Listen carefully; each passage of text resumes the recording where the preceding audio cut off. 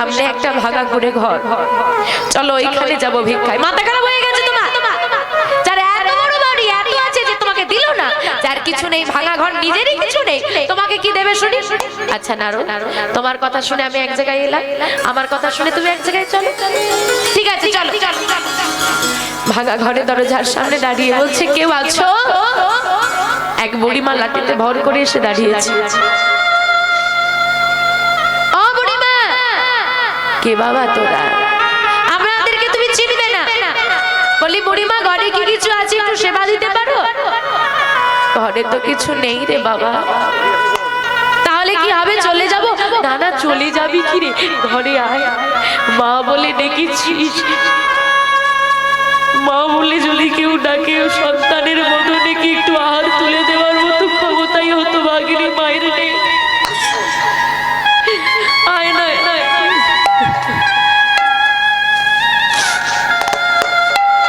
ঘরে বসতে দিয়েছে, আর বসতে দিয়ে মা, বড়ি মার ছিল একটি কালো গাভী। সেই কালো গাভীর দুগ্ধ দহন করে নারদ মুনি আর ভগবানকে সেবা দিয়েছে।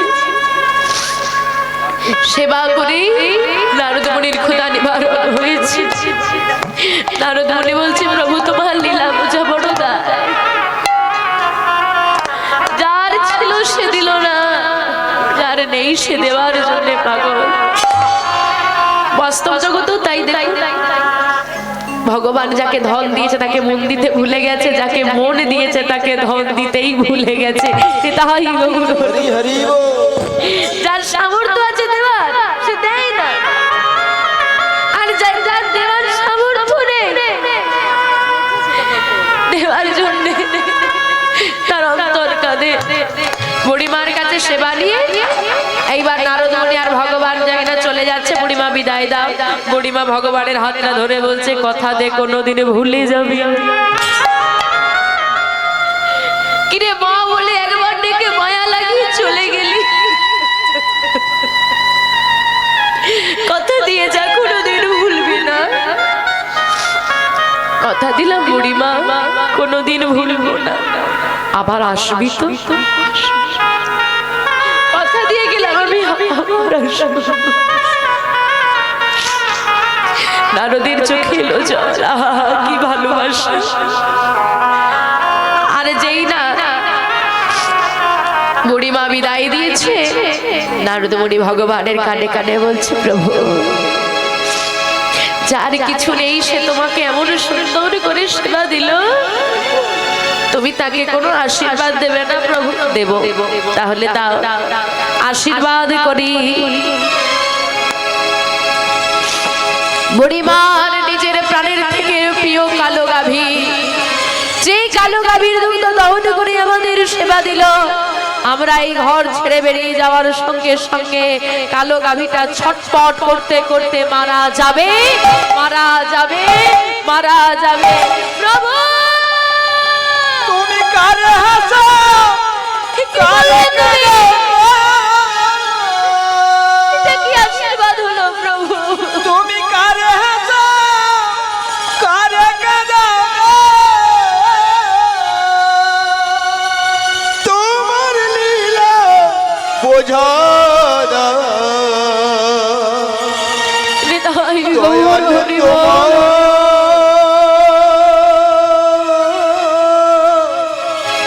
লীলা চমৎকার, দয়াল তোমার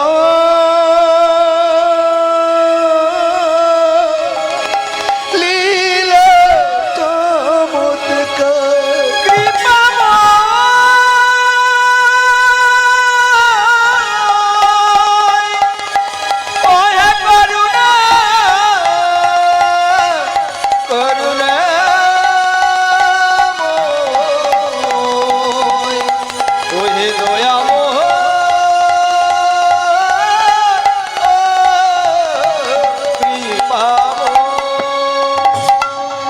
প্রভু এ কেমন আশীর্বাদ হলো?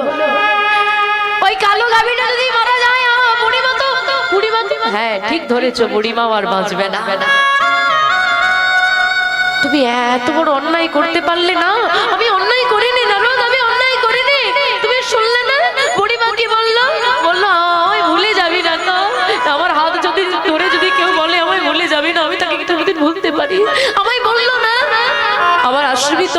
আসবো তো ওনারও ওই যে বুড়িমা কালো গাভীর মায়ায় পড়ে আছে গো, মায়া থেকে মুক্ত না হলে যে আমার কাছে আসা যায় না।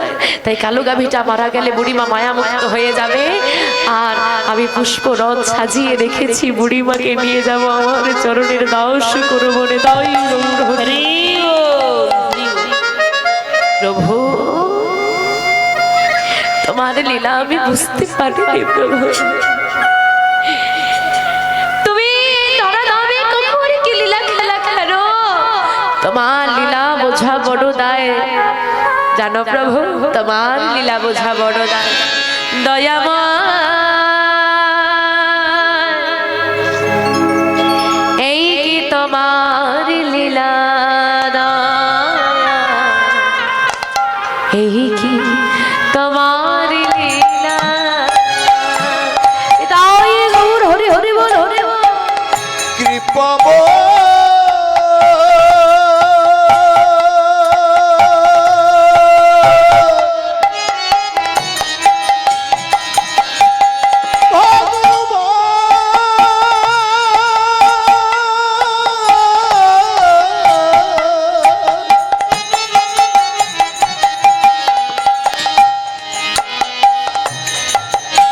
এই কি তোমার লীলা দয়াল, এই কি তোমার লীলা।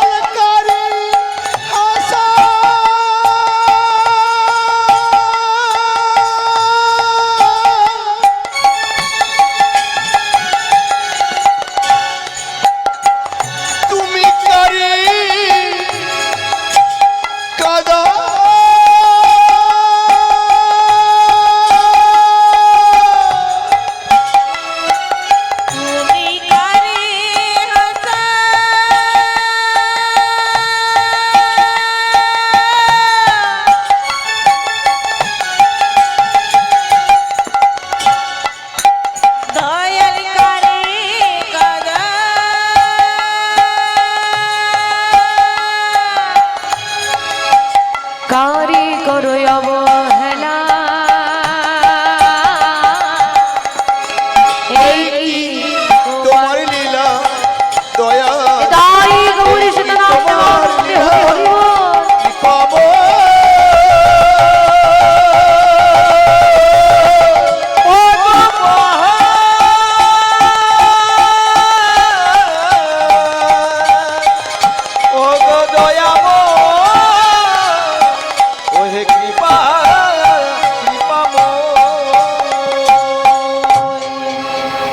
তাহলে বা ভগবান অহংকারটা সহ্য করেন না।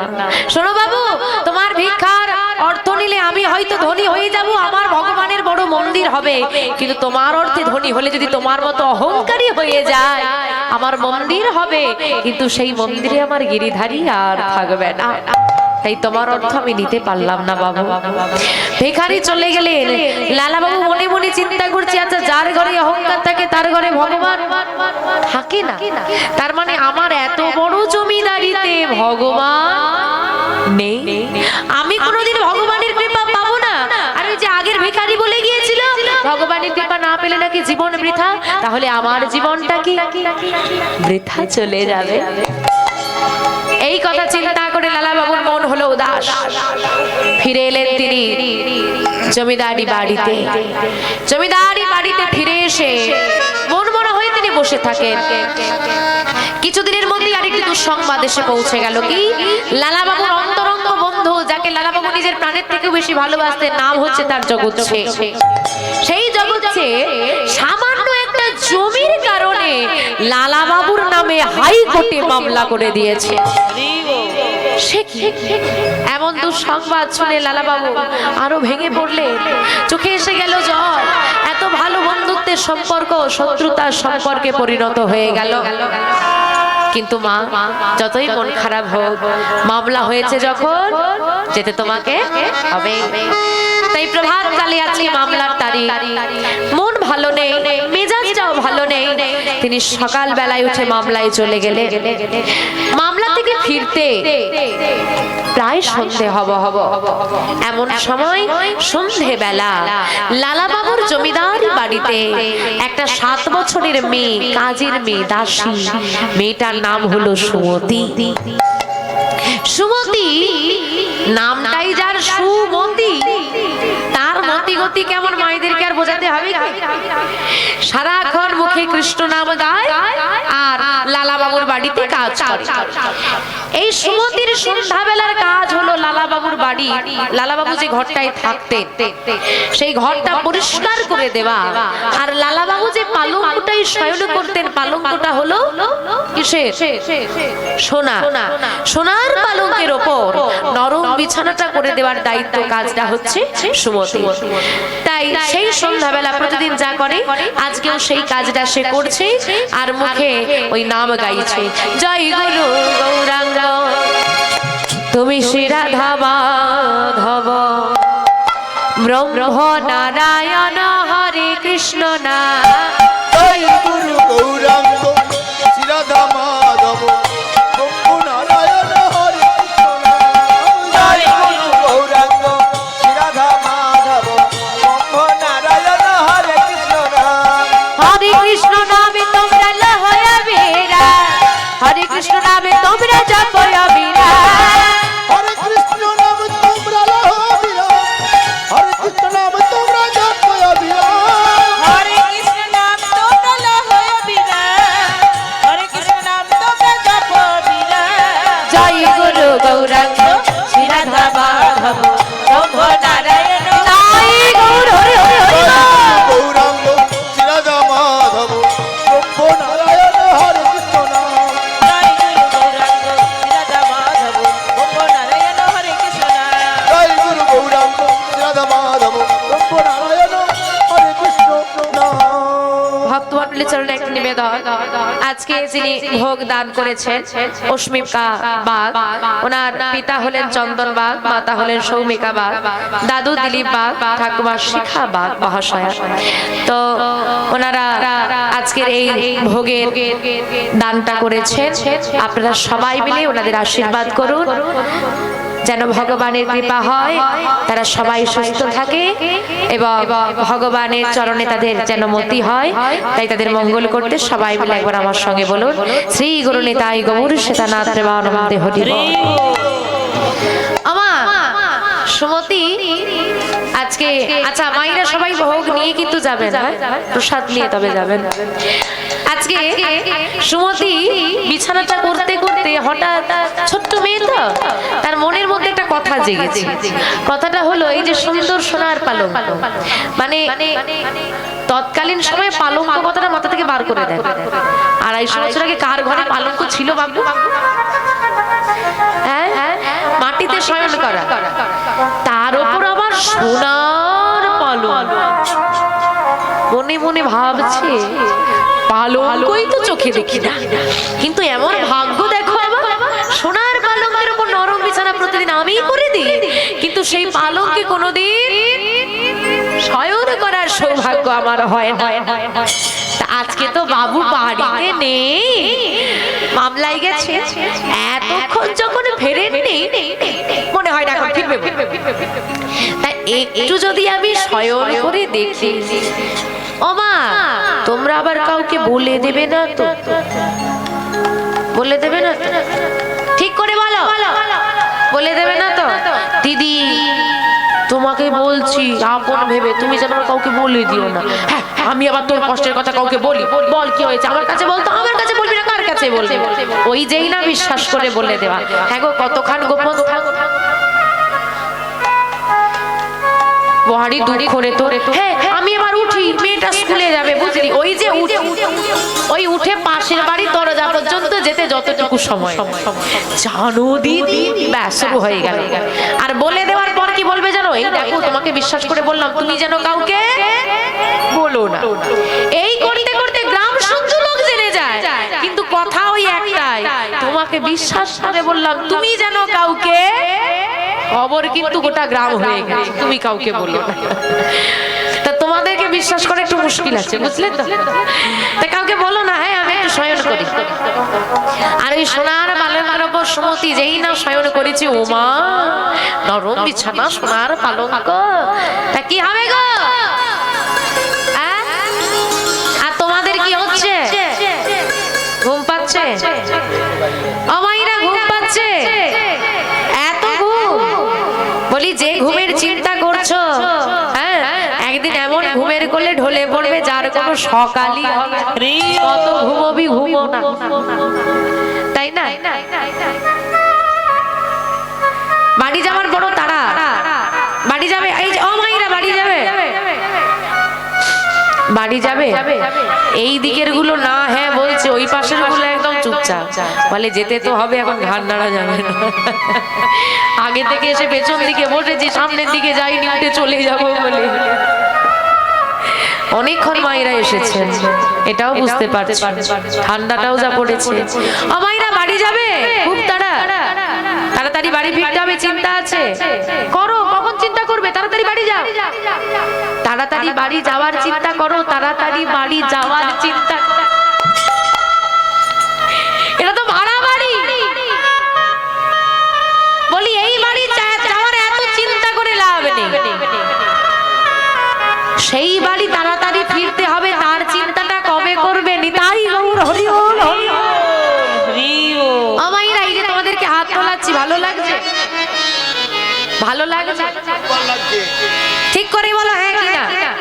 হ্যাঁ, তোমাদের ভালো লাগলে হবে। যে হাত তুলছে সে বলছে জ্বালা কিরকম। ওই হাতটা তুলতে হচ্ছে, আর ওই ঘুমটা ধরতে ধরতে হাত তুলে ঘুমটা ভেঙে গেল না? শুধু হুড়ি বুড়ি হুড়ি হুড়ি দিল, ঘুমটা ভাঙছে। তো কীর্তন করছো, তো ঘন ঘন হরি বল হরি বল বলে আর কি আছে? শান্তিতে ঘুমানোও যাবে না। ওই ঘুমটা ভাঙছে আর মনে মনে আমাকেই গালি দিচ্ছে। কি করবো বাবু? আমার কমিটির বাবারা তো এই জন্যই আনে আমাদের, তোমাদেরকেও শান্তি দেয় না, আমাদেরকেও দেয়। হরি বল হরি বল। আমাইরা আজকে হরিধ্বনি দিচ্ছি, হাতটা তুলতে বিরক্ত লাগছে না? একদিন কত হরিধ্বনি পড়বে, বলো হরি হরি বল, বলো হরি বলো হরি।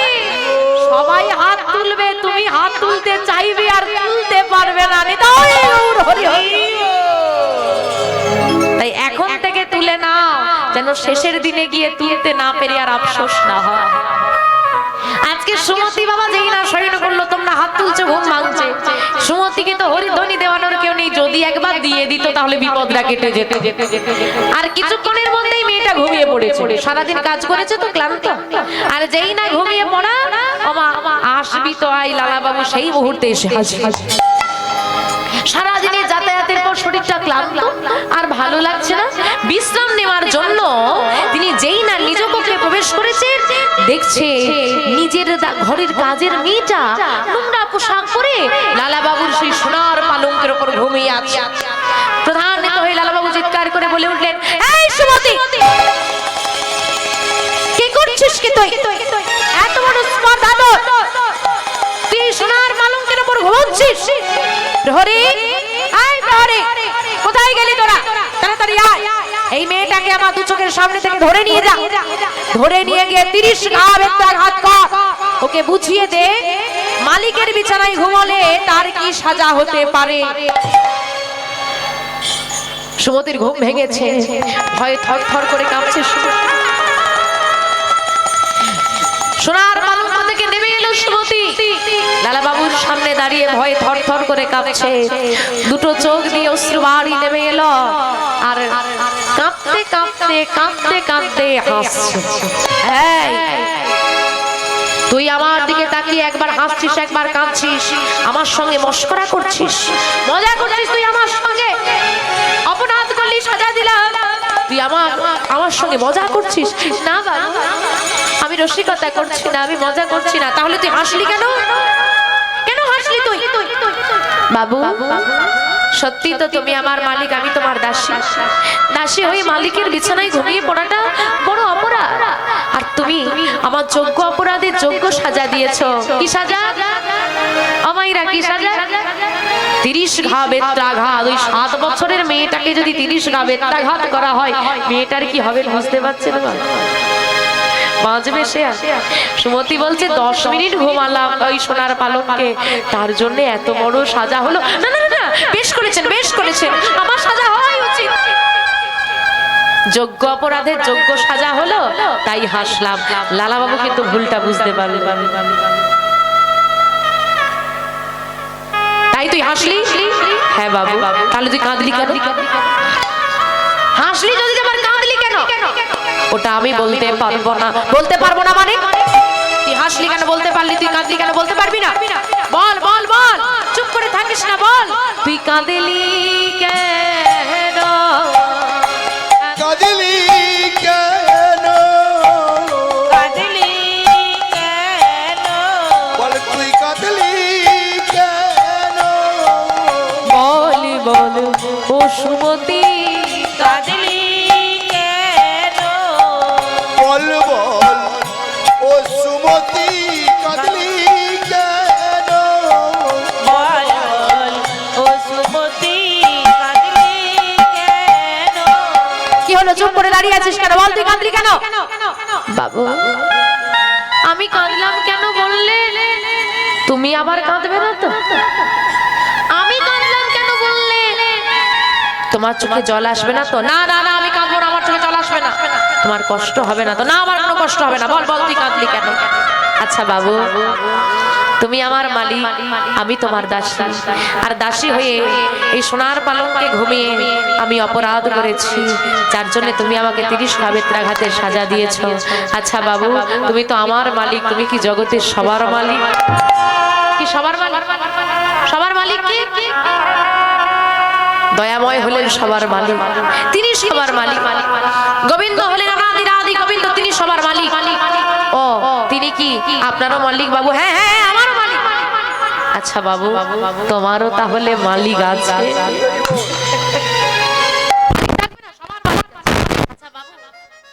তুমি আমার মালিক, তিনি তোমার মালিক। এই সোনার পালঙ্কে আমি 10 মিনিট ঘুমালাম বলে তুমি যদি আমার মালিক হয়ে 30 ঘা বেত্রাঘাতে সাজা দাও, 10 মিনিটের জন্য কত? 10 মিনিটের জন্য 30 ঘা বেত্রাঘাতে সাজা যদি তুমি আমার মালিক হয়ে আমাকে দাও, তুমি তোমার 50 বছর বয়সে সারা জীবনটাই সোনার পালঙ্কে ঘুমিয়ে কাটালে, তাহলে ভেবে দেখো তোমার মালিক তোমার জন্য কত ঘা বেত্রাঘাতে সাজিয়েছে, সেটা ভেবেই আমি কেঁদে ফেলেছি। তাই গৌর হরি কেঁপে উঠল লালা বাবুর দেহ, বসে পড়লেন মাটিতে, চোখে এলো জল। শক্ত করে সুমতিকে জড়িয়ে ধরে বলছি, সুমতি কি শোনালি তুই? কি বললি তুই?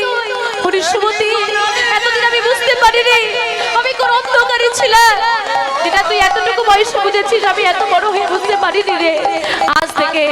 আজ থেকে আমি তোকে নিজের মেয়ে রূপে স্বীকার করলাম। হ্যাঁ রে মা, তুই আমার চেতনা ফিরিয়ে দিয়েছিস, এই আজ থেকে তুই হলি আমার মেয়ে। হ্যাঁ, তুই আমার মেয়ে সুমতি, আমি তোর বাবা, আর আমি তোর বাবা হয়ে এই তোর মাথায় হাত রেখে আজকে আমি প্রতিজ্ঞা করলাম, না না ঘুমাবো না পালঙ্কেতে।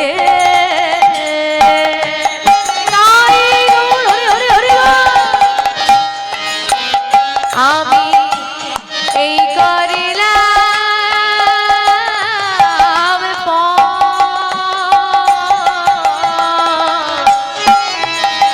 না না ঘুমাবো না,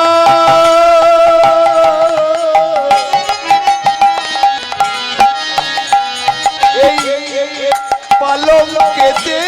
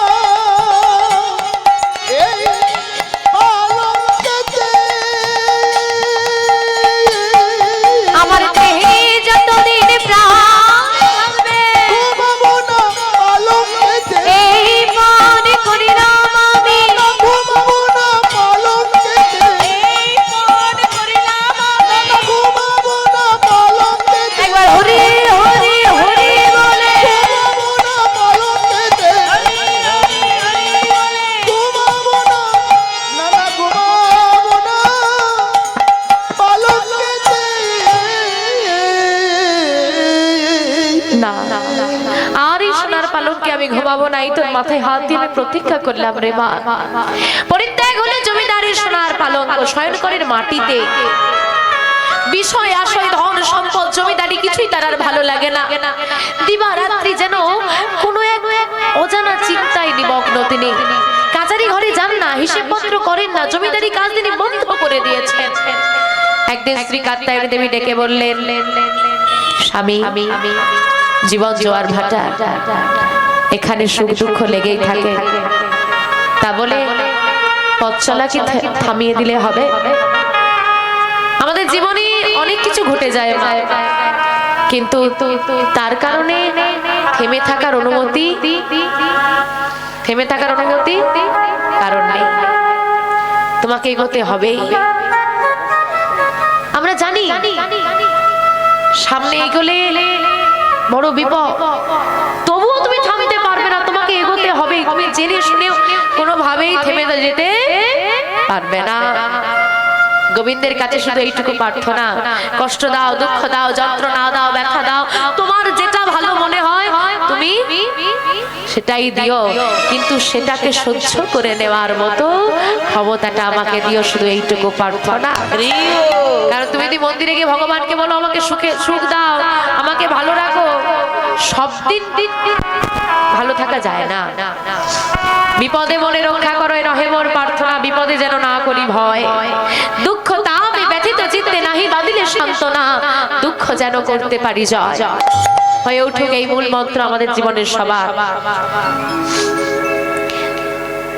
তাই মা বোঝাচ্ছেন লালা বাবুকে, শোনো, জানি কারো জীবনে হয়তো অনেক কষ্ট চলছে, এটা অন্ধকার, এটা রাত্রি, ধৈর্য ধরো, রাত ফুরিয়ে গেলে ভোর একদিন হবে। আর জীবনে আছে অনেক ভালো সময়, কোনো অভাব নেই, অহংকার করো না। দিনের আলো ফুরলে রাতের অন্ধকার কিন্তু নামবে, প্রস্তুত থেকো। আলো পেতে হলে অন্ধকারকে মেনে নিতে হবে, আর যে অন্ধকারকে মেনে নিতে পারে সেই আলোর দিশা দেখতে পায়। লালা বাবুকে জোর করে আজকে কাত্যায়নী দেবী কাচারি ঘরে পাঠিয়ে দিয়েছেন, তুমি কাজের মধ্যে মনোনিবেশ করো, সব ঠিক হয়ে যাবে।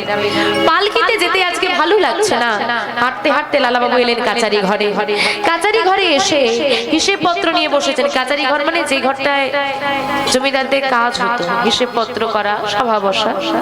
হিসেব পত্র করতে তিনি বসলেন, কিন্তু আর কি হয় মা, আর তো হবার নয়, হলো না।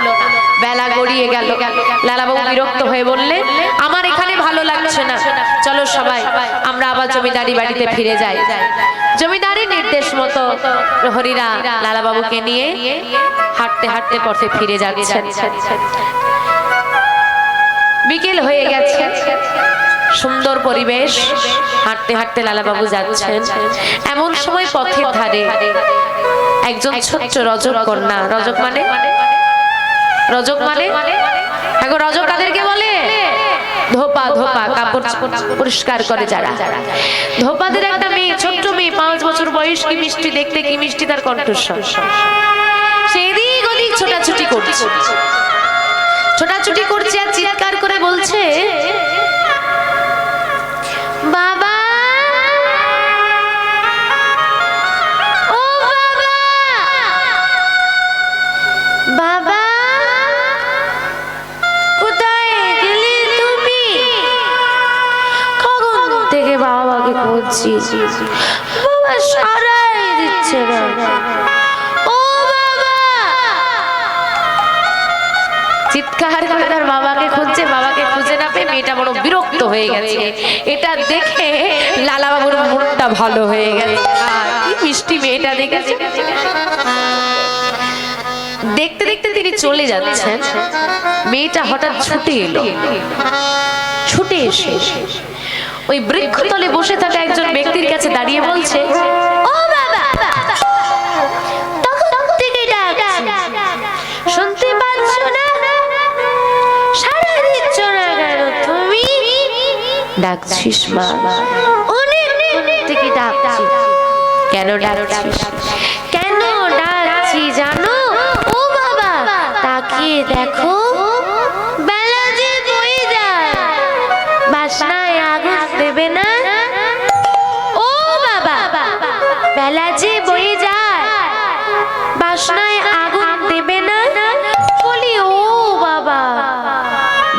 যে বয়ে যায় বাসনায় আগুন দেবে না।